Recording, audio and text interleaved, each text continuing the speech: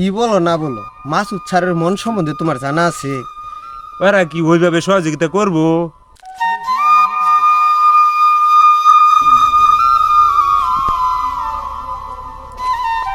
কেরামত, কি অবস্থা, কেমন আছো? আছি বন্ধু, মোটামুটি ভালোই। আসলে তোমার ডাকছি কে লিখেছে না, এই যে নিম গাছটা দেখছো, আসো তোমার বাগানটা দেখাই। যে এখানে আমি একটা বাগান করছি, বুঝছো? বাগানটা দেখাই, আসো।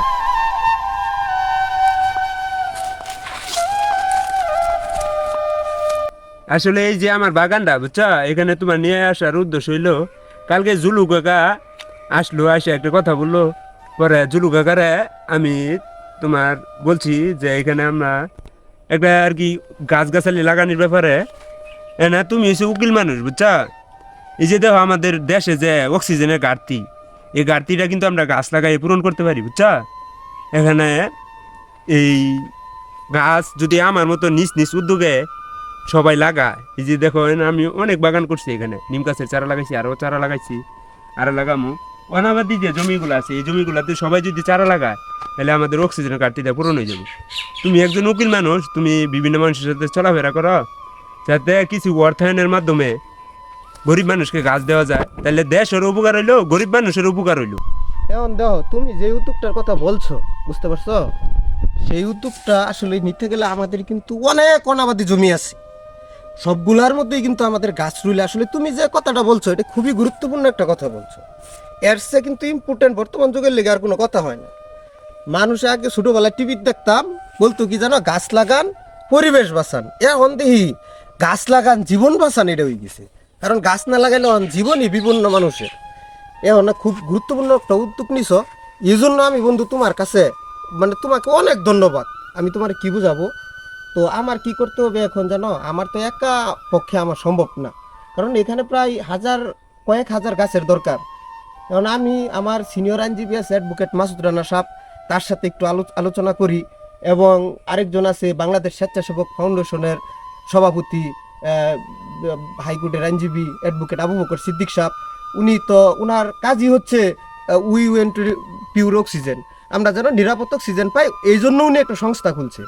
ওনাদের সাথে আমি একটু আলাপ আলোচনা করার পরে আমি তোমারে কাল পরশুর মধ্যে একটা ফাইনাল সিদ্ধান্ত দিব, কি পরিমাণ গাছ কিভাবে কি ফয়সালা করুন যায়, এটা একটা ফয়সালা দিয়া পরে তোমার সাথে আমি এই বিষয়ে মিট করতেছি। বুঝতে পারছো বন্ধু?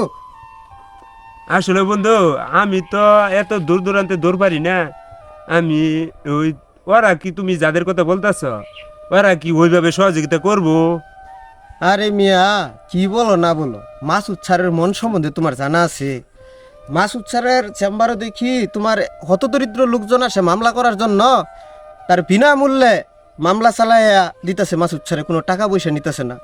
এবং বিভিন্ন মসজিদ, মাদ্রাসা, ইতিমখানা, বিভিন্ন কালভার্ট নির্মাণ, গাছগাছালি রোপণের ক্ষেত্রে যে কোনো সহযোগিতার জন্য লোক আসে, মাসুদ স্যারে দেখতেছি তার সাধ্য অনুযায়ী সহযোগিতা করতেছে।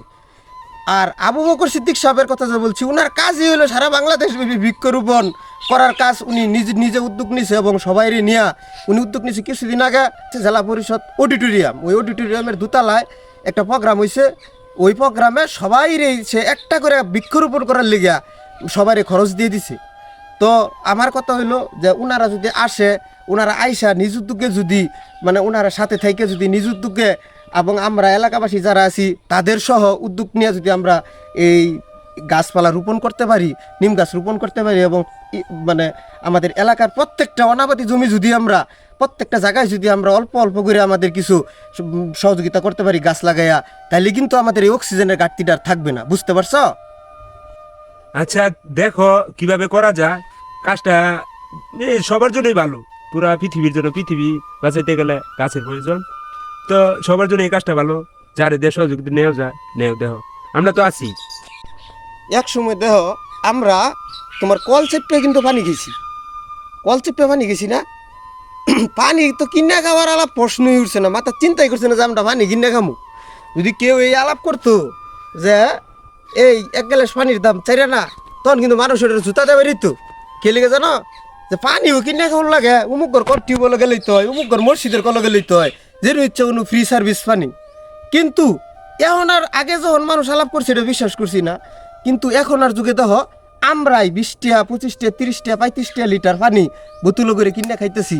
এটা দেহ কত বছর আগের হাস্যকর কিন্তু এখন আর বাস্তব। আমাদের মনে করো আর কিছুদিন পরে অক্সিজেন কিনা লাগতে পারে, এটা অস্বাভাবিকের কিছু না। অক্সিজেন কিনে আমাদের ব্যবহার করুন লাগতে পারে, যেন আমাদের যে এরিয়াটা আছে, আমাদের যে বাংলাদেশটা আছে, এই বাংলাদেশে যেন কোনো অক্সিজেন মনে করো তোমার কিনা না লাগে। ভবিষ্যতে যেন বাংলাদেশটা এই তাপমাত্রা থেকে মুক্তি পায়, নিরাপদ অক্সিজেন পায়। এই জন্য আমরা সবাই যেন নিজ উদ্যোগে একটা একটা করে গাছের চারা রোপণ করি। এই কথাই বন্ধু আমাদের, এইটা সবাইকে তুমি বলে দিবা।